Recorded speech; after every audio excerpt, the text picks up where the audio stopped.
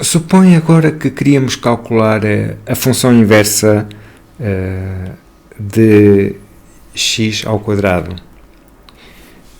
Podemos, por exemplo, pensar que temos uma dada situação prática em que, dado um x, nós calculamos o y, e agora queremos, dado o y, obter uma função inversa que, então, dado o y, nos permita ver quem é o x, tal como vimos em outros vídeos.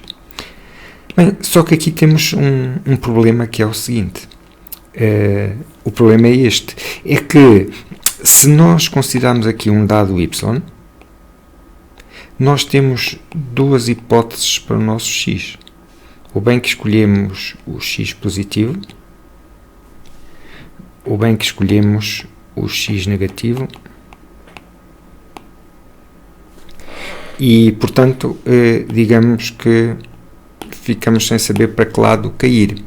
Quando uma função, quando tu tens uma aplicação que tens um dado objeto e ela pode gerar duas imagens distintas, pode gerar um y1 e um y2, esta expressão não é uma função.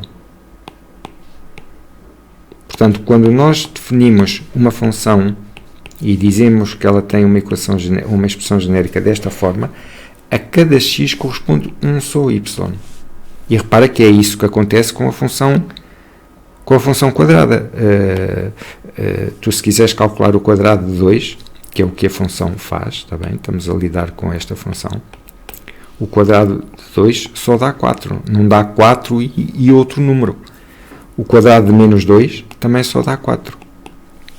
Portanto, esta é a nossa ideia de função. A cada objeto, x, uma só imagem. Ora, se nós quisermos, digamos, vir no sentido contrário, vir do nosso x, do nosso y para o nosso x, nós aqui deixamos de ter a função. E qual é o significado disto em termos práticos? O significado disto em termos práticos é que, geralmente, quando tens uma máquina e tens as condições que definem qual a tua entrada é, tu queres uma saída única. Tu queres que perante as condições de entrada, a tua máquina funcione de uma dada forma e não que possa funcionar de uma forma ou outra. Okay? Isto significa o controle da saída por meio da nossa entrada. Mas, então o que é que a gente diz? A função x², definida desta forma, não tem inversa. E nós dizemos que não tem inversa porque não é uma função injetiva. A função x², esta que aqui está, ela é uma função que não é injetiva. Não é injetiva. Ser injetiva significa que tu tens o teu domínio, o teu x, tens a tua imagem, ou o teu contradomínio, o teu y, e cada elemento de y é a imagem de um só de x. Portanto, não tens este caso de um elemento de y ser imagem de mais do que um de x. O que tens é a função injetiva, o esquema é deste tipo. A maneira de nós termos uma função inversa para o x² é nós considerarmos só um ramo dele. Por exemplo, considera só a parte positiva. Considera só isto.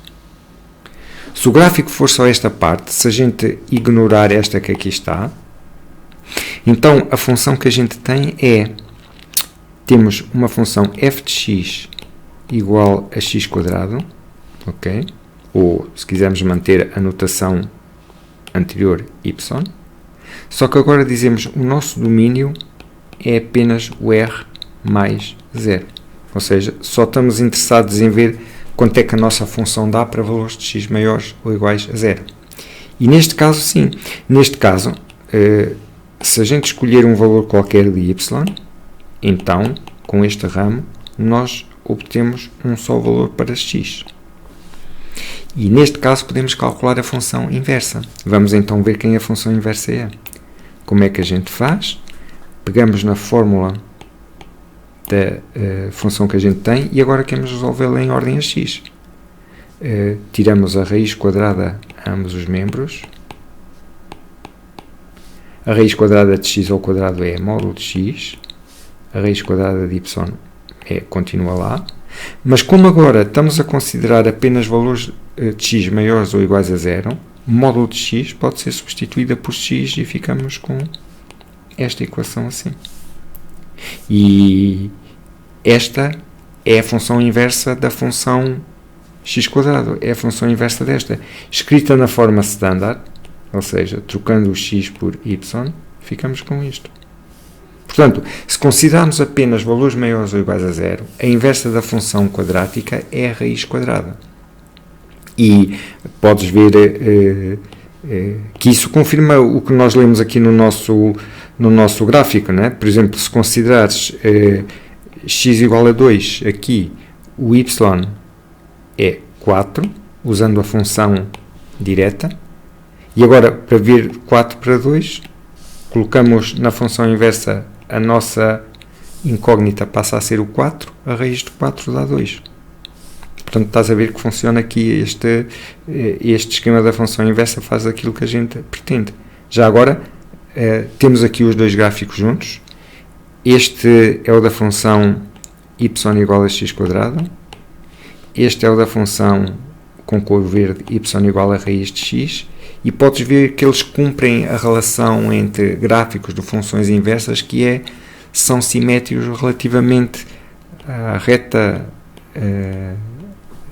y igual a x.